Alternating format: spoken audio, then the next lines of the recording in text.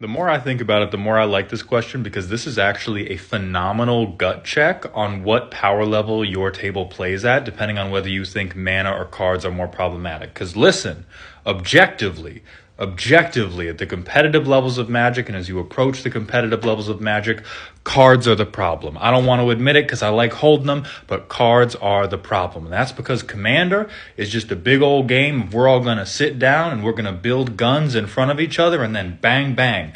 And at the competitive level, everybody is using the most efficient pieces possible because the only requirement they have for their gun is that it will put a hole in you, okay? Whether you're on combo, mid-range, stacks, your archetype does not matter. You're using the most efficient version of every effect ever printed.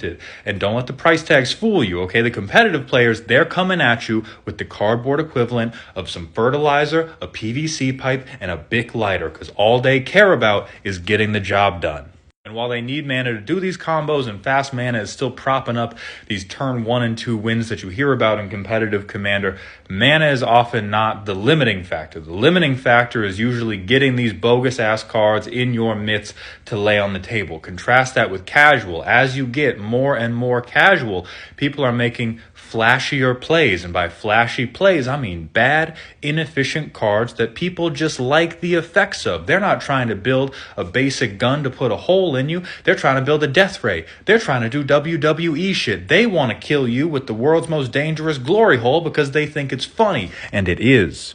And do not get me wrong, cards are still fucked up. Giving a Magic player cards is more dangerous than giving your mom your Xbox Live chat history. But what I am saying is at the casual level, there's normally not like one or two or a discrete number of combo pieces or game-winning cards that the players are looking for. What they need, the bottleneck to them winning the game, is having Scrooge McDuckian amounts of mana to spend on these woefully overcosted, inefficient, and downright beautiful plays that make all of the hilarious Commander moments you go and tell your friends about.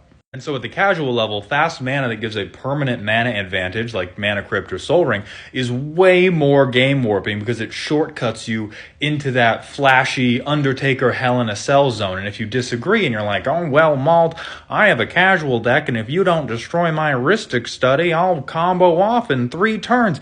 You are just you are telling on yourself. And it's not bad to enjoy the competitive end more, and it's not bad to enjoy the casual end more. I'm just saying that how you instinctively answered this question when you saw it tells you where you are at.